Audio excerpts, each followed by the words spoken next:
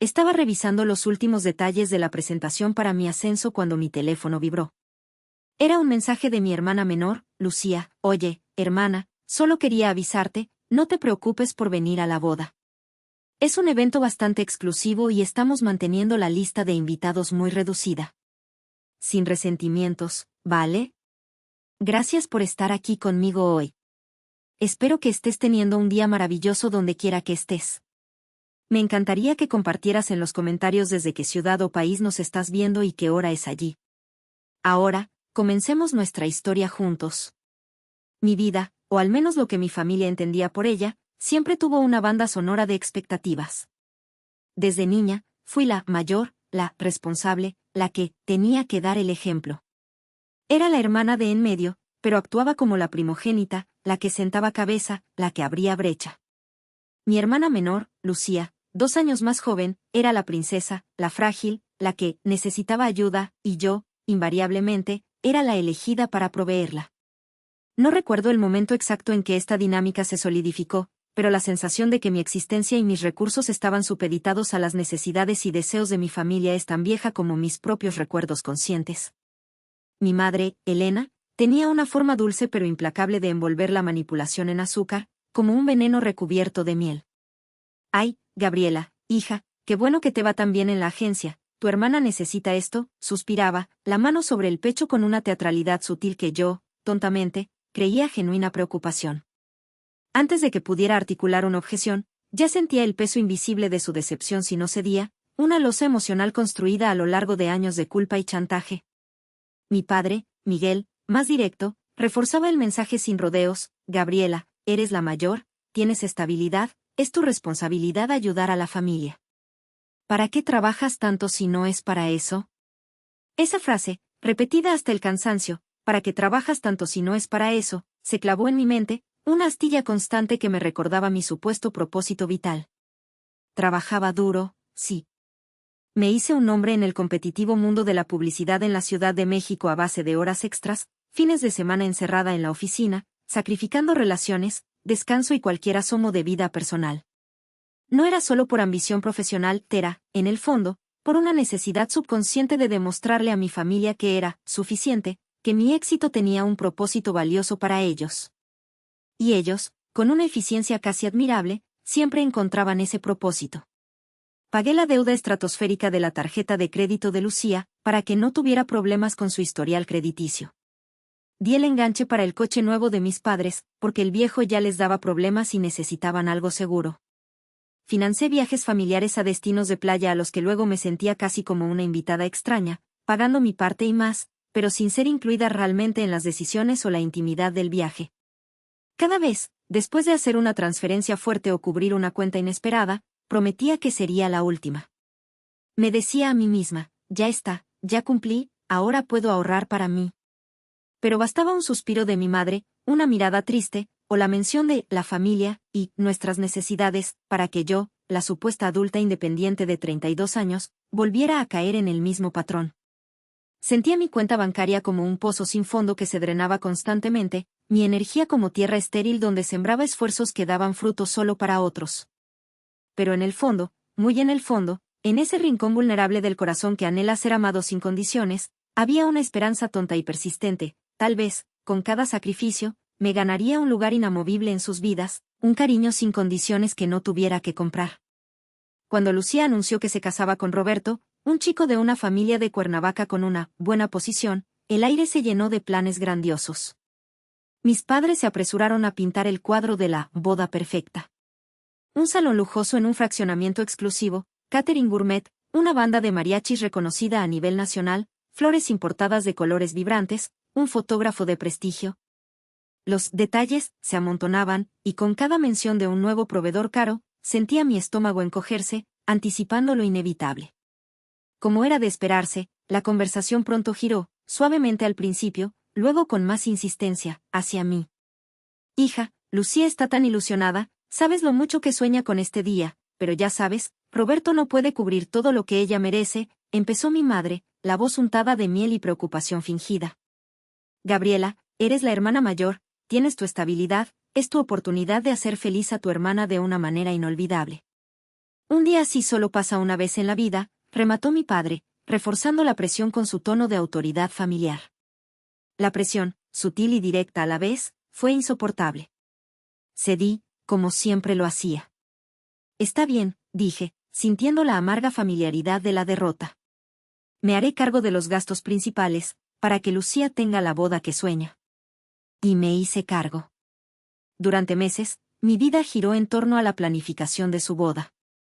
Largas llamadas telefónicas con mi madre revisando presupuestos, transferencias bancarias que vaciaban mi cuenta con una rapidez alarmante, reuniones con proveedores en las que mis padres y Lucía acudían radiantes, discutiendo detalles de mantelería o sabores de pastel, mientras yo revisaba números en mi tablet con el ceño fruncido y el corazón pesado. El salón en Cuernavaca, una fortuna. El catering, el doble de lo que yo jamás gastaría en un año de comida. Los mariachis, una leyenda, un dineral que prometía una fiesta inolvidable para ellos. Las flores, frescas de Holanda, un capricho caro pero necesario. ¿Y el vestido? Ah, el vestido. Un diseño de un modisto famoso, 120,000 pesos que pagué sin pestañear porque era el vestido de sus sueños, y mi madre insistía en que Lucía se lo merecía. Recuerdo mirar la confirmación de la transferencia, sentir que me arrancaban no solo dinero, sino pedazos de mi esfuerzo, de mi tiempo, de mi futuro. Pero tragué saliva y justifiqué el dolor. Era por la familia. Era por la felicidad de mi hermana. Era, quizás, por esa esquiva validación que siempre busqué, por esa esperanza tonta de que, al hacer esto, finalmente me verían, me amarían de verdad. Trabajé horas extras hasta el agotamiento, mis ojos ardían frente a la pantalla, mi espalda dolía. Renuncié a unas vacaciones planeadas con Valeria, mi mejor amiga, que tanto necesitaba. Mi apartamento se volvió solo un lugar para dormir pocas horas antes de volver a empezar. Mis amigos me veían poco y nada. Todo mi tiempo, mi energía y mi dinero estaban volcados en esa boda. Pero imaginaba el día, ver a Lucía deslumbrante, a mis padres orgullosos de su evento, y a mí, allí, sentada en un lugar prominente, parte fundamental de todo lo que había costado construir, finalmente vista, finalmente apreciada por el simple hecho de ser yo y haber ayudado. Era una tarde de martes. Estaba revisando los últimos detalles de una presentación crucial para mi ascenso en la agencia, la que definiría los siguientes años de mi carrera. El aire acondicionado del despacho zumbaba suavemente, el olor a café de la máquina del pasillo aún llegaba a mi cubículo. Mi teléfono vibró sobre el escritorio de cristal, un pequeño sobresalto en la quietud de la concentración. Era un mensaje de Lucía. Una punzada de alegría, tal vez invitándome a probar el pastel final o a ver el salón decorado, se mezcló con el cansancio habitual. Desbloqueé el teléfono y abrí el mensaje. Y el mundo, mi mundo, se detuvo. Oye, hermana, solo quería avisarte, no te preocupes por venir a la boda. Es un evento bastante exclusivo y estamos manteniendo la lista de invitados muy reducida. Sin resentimientos, ¿vale? Releí el mensaje. Una vez. Otra vez. Y otra. Cada palabra se clavaba más profundo. ¿Sin resentimientos? Sentí que el aire se me cortaba, que no podía respirar. Mi pecho se apretó violentamente, como si alguien hubiera envuelto alambre de púas alrededor de mis pulmones y estuviera tirando de los extremos. Mis manos temblaban tanto que casi tiró la taza de café que tenía a un lado. ¿Exclusivo? ¿Lista reducida? Yo, Gabriela, había pagado absolutamente todo para esa lista muy reducida. El lujoso salón en Cuernavaca, el catering gourmet, la banda de mariachis legendaria, las flores importadas, e incluso su vestido de diseñador de 120,000 pesos. Había vaciado mis ahorros de 5 años, mis madrugadas, mis fines de semana, mis sueños, para financiar esa exclusividad. La indignación, el dolor y la incredulidad ardieron en mi garganta. Llamé a mi madre de inmediato. Ella respondió al tercer tono, su voz sonando dulce y ajena, el mismo tono que usaba cuando algo no andaba bien pero quería aparentar encanto y normalidad.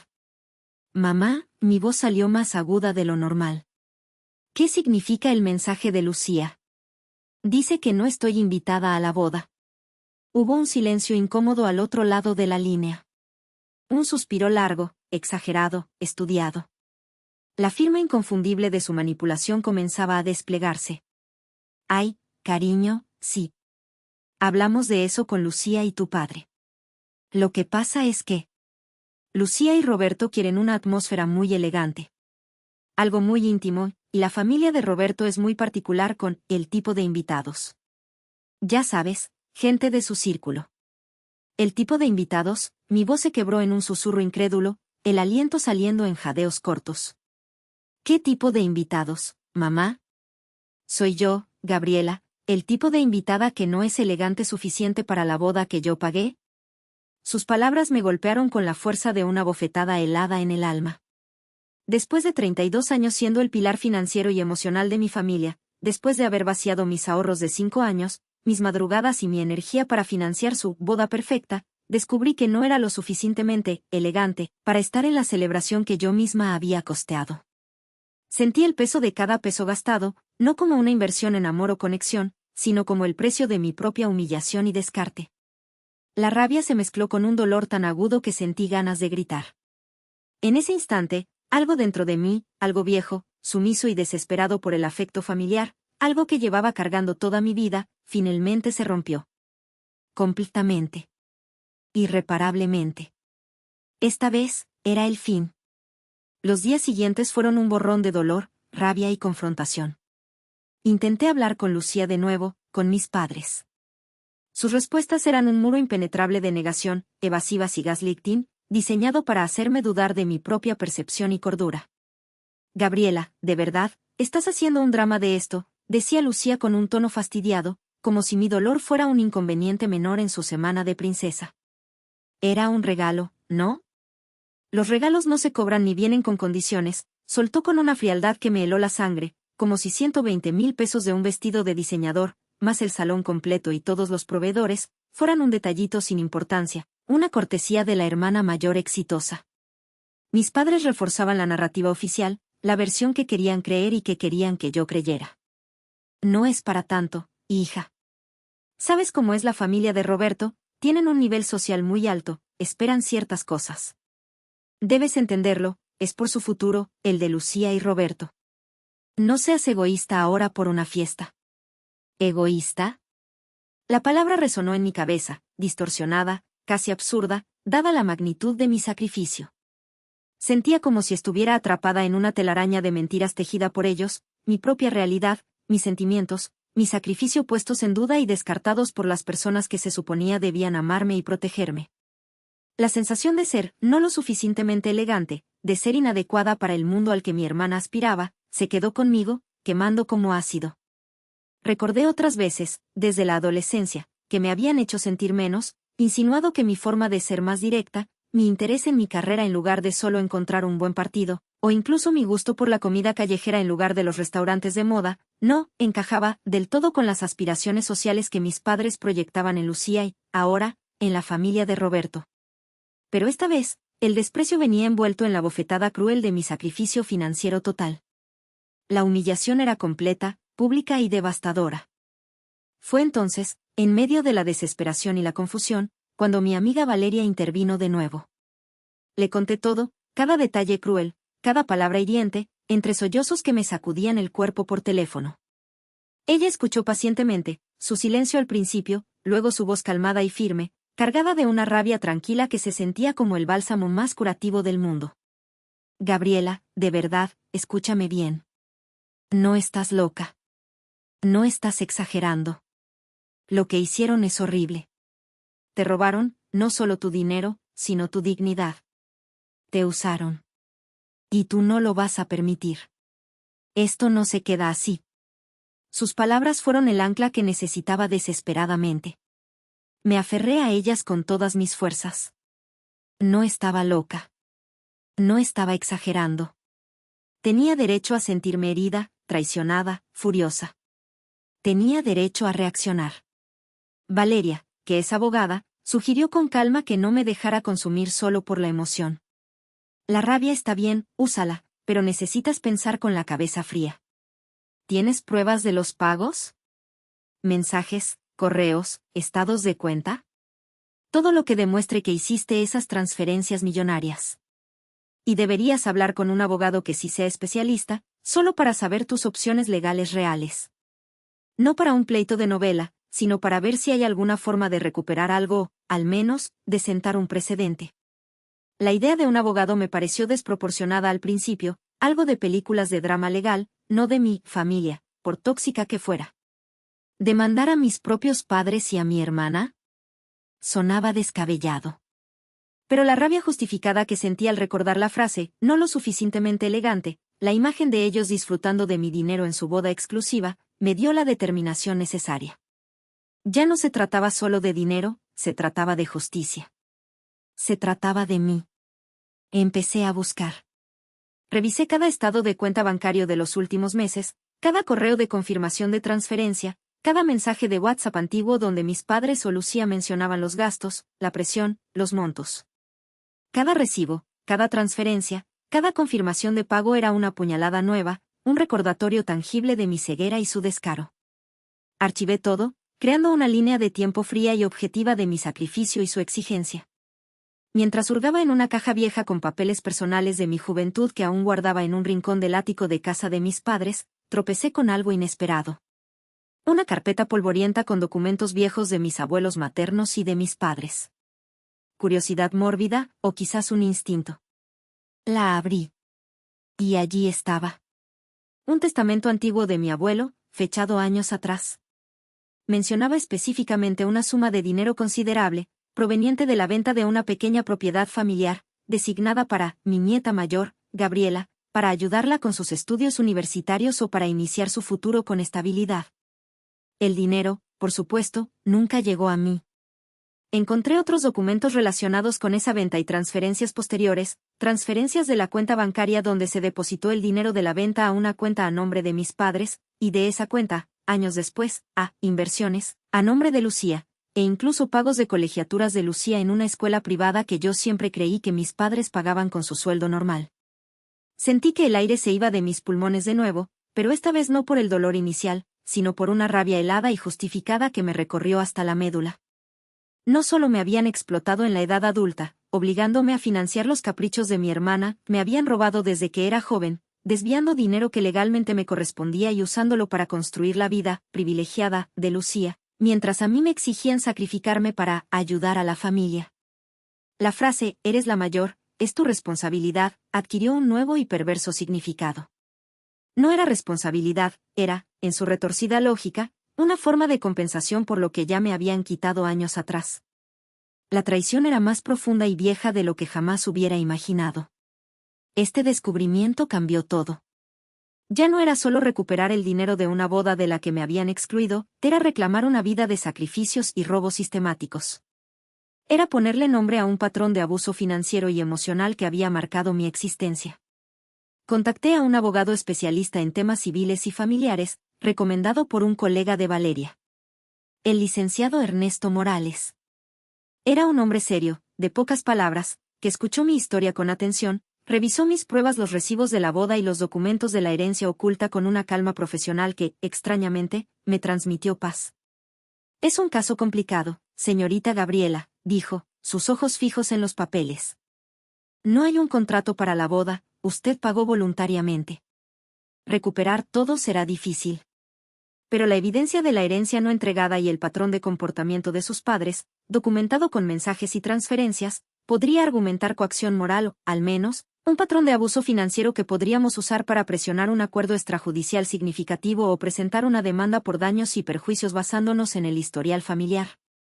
La publicación pública, si decide hacerla, puede ser una herramienta poderosa de presión social o un arma de doble filo. Puede generar apoyo y exponerlos, pero también exponerla a usted a difamación o a quedar como la mala de la película en su círculo social. Decidí que el riesgo valía la pena. No buscaba venganza ciega, buscaba justicia y mi propia liberación.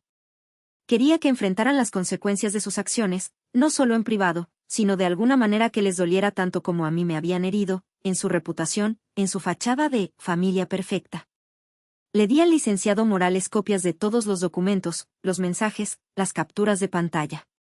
Juntos planeamos una estrategia. No haría un escándalo durante la boda, arriesgándome a ser sacada por seguridad o a que minimizaran mi acción como una rabieta. Los expondría después, con hechos fríos y pruebas irrefutables, utilizando el poder de las redes sociales para maximizar la vergüenza pública y utilizando esa presión como palanca para buscar el resarcimiento legal que me correspondía. Mientras esperaba el momento oportuno, mis padres y Lucía, al darse cuenta de mi silencio, intensificaron sus esfuerzos manipuladores y su campaña de desprestigio. Empezaron a llamar a tíos, primos, amigos de la familia que siempre habían sido cercanos a mí, difundiendo rumores venenosos. Gabriela está muy rara, casi no habla, se enojó porque no la pusimos en la mesa principal con la familia de Roberto, qué infantil. Creo que le tiene envidia a Lucía y a su felicidad, siempre ha sido difícil, pero ahora está insoportable, seguro inventa cosas para arruinarlo todo. La soledad forzada me golpeó con una fuerza renovada.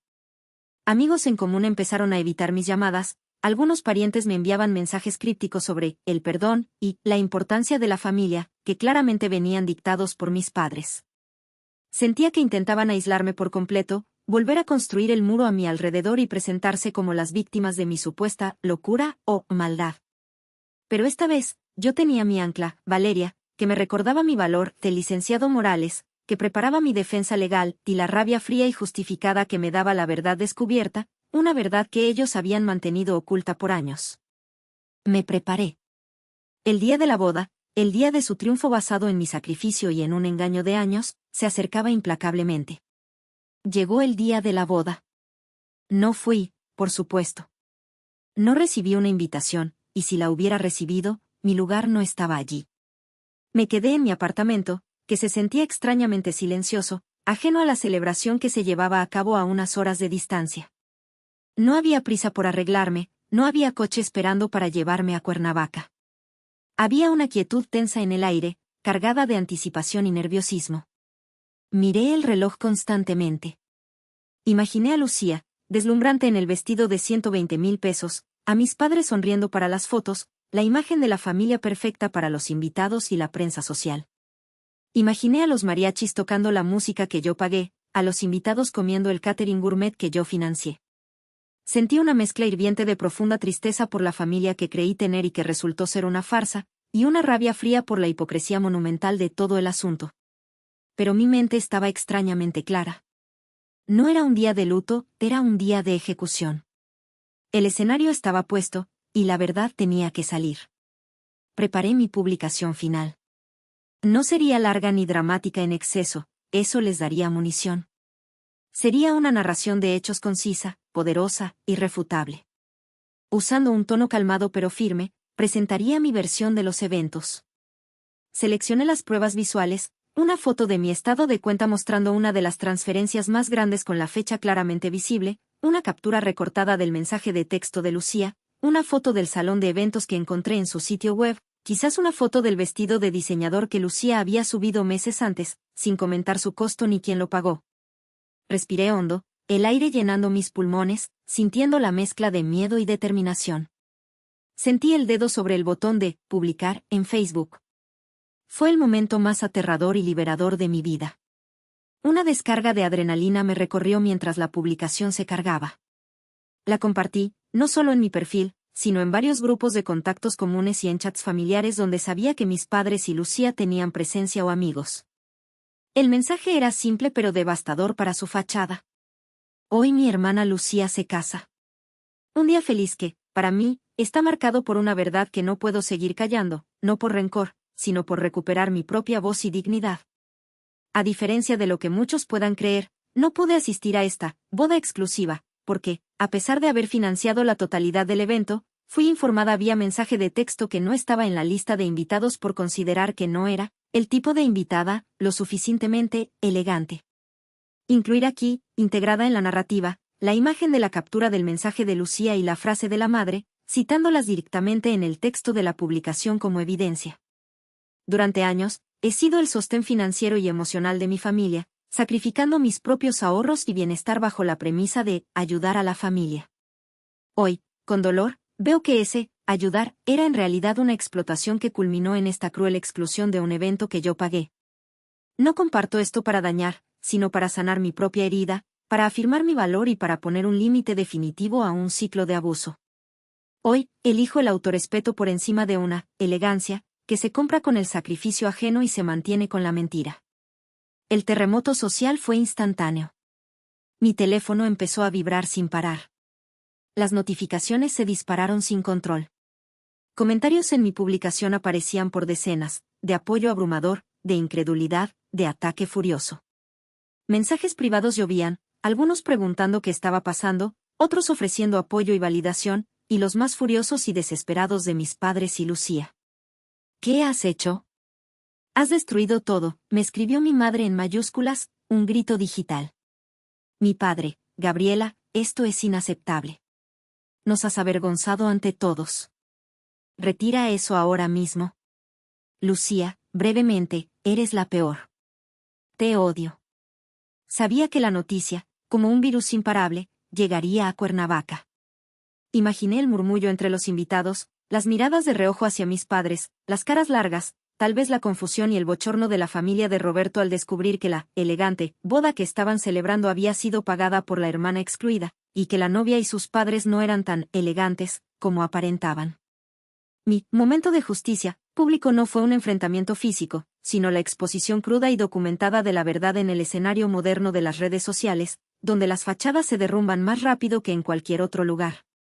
Era mi forma de decirles, ya no me escondo en la sombra de su manipulación.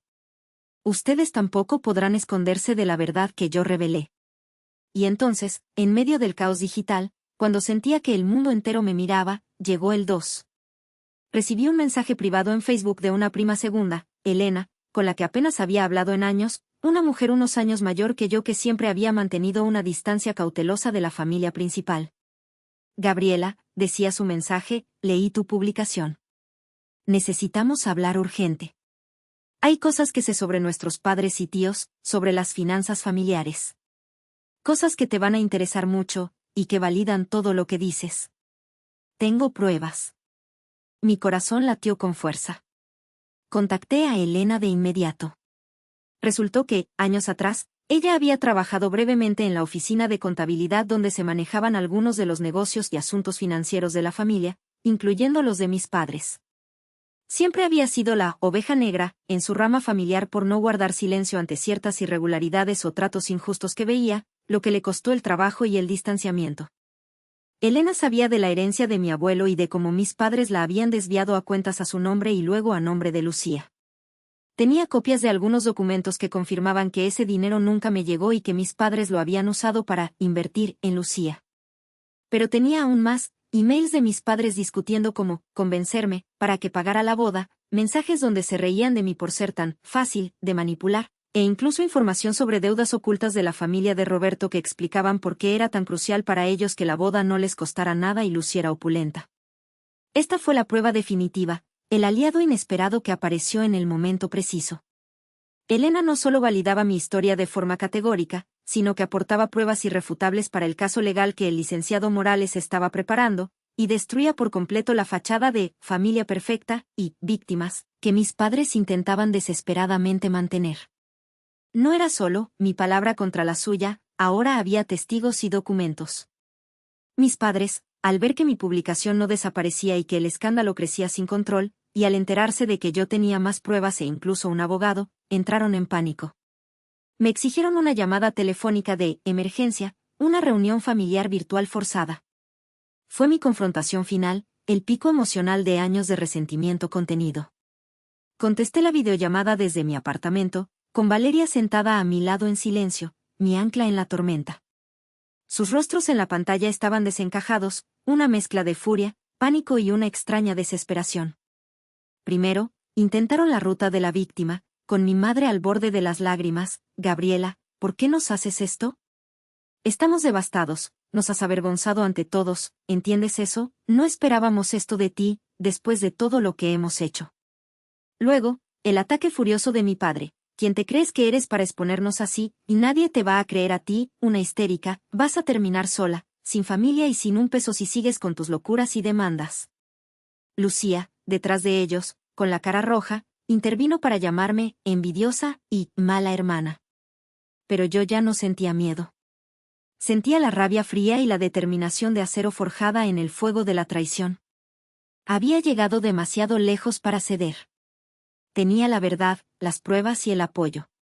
Respiré hondo, la calma que sentía por dentro contrastando con la tormenta en la pantalla.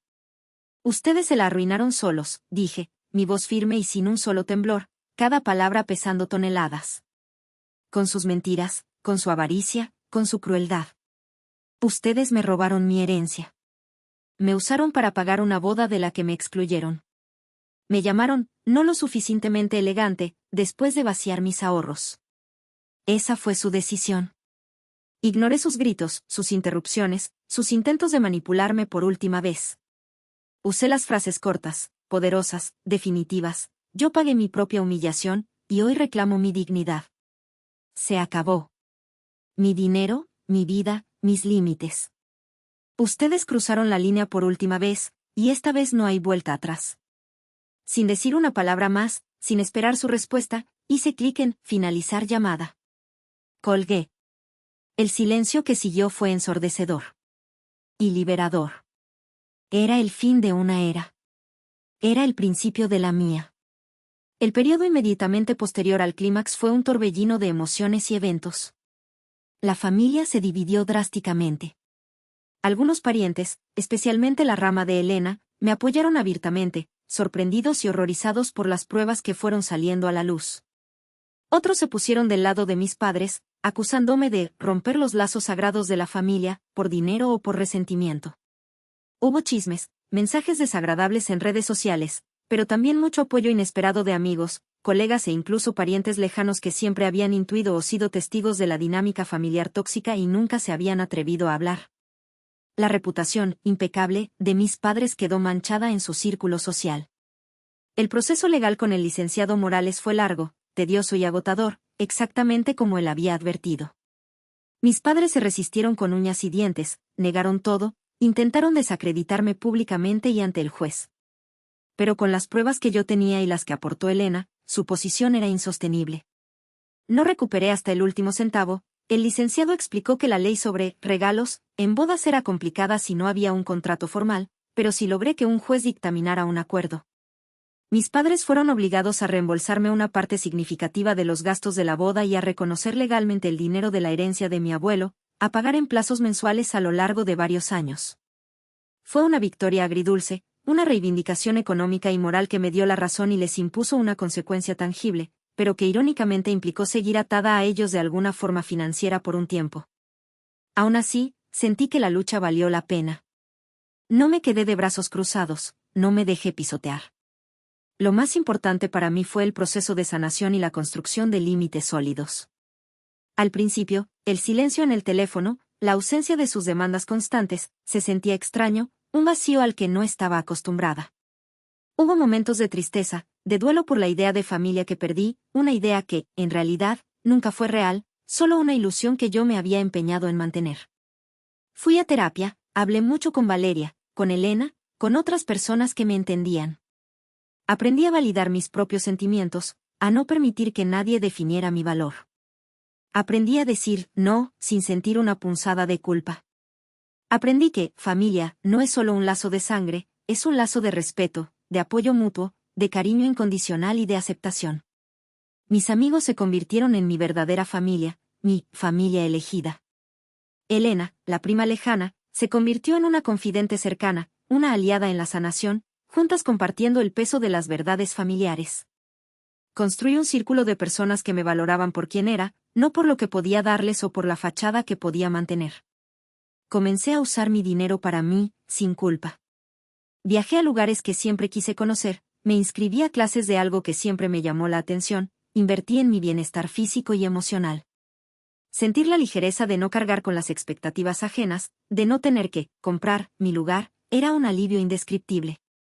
Las cicatrices quedaron, por supuesto. La traición profunda y el proceso de lucha dejaron su marca. Pero ya no eran heridas abiertas que me desangraban. Eran recordatorios de lo lejos que había llegado, de la fuerza que encontré dentro de mí cuando pensé que no tenía nada. Aprendí que mi valor no lo determina mi familia de origen ni lo que puedo hacer por ellos, sino yo misma, mi integridad, mi capacidad de amar y respetarme. Que poner límites, incluso si eso significa perder a personas que creías fundamentales, no es egoísmo, es supervivencia emocional, es autorrespeto. Que la verdad, aunque duela al salir y cause un terremoto, es el único camino posible hacia la libertad y la paz. Mi relación con mis padres y Lucía es prácticamente inexistente ahora. Hay contactos mínimos y formales relacionados con el acuerdo de pago, mediados por el licenciado Morales, pero la conexión emocional está rota. Duele, sí, perder la esperanza de esa familia ideal que nunca existió. Pero duele infinitamente menos que quedarme en un lugar donde era invisible, donde mi valor se medía en dinero y conveniencia. Gané mi paz. Gané mi vida. Y eso no tiene precio. Gracias, de corazón, por haberme acompañado hasta aquí.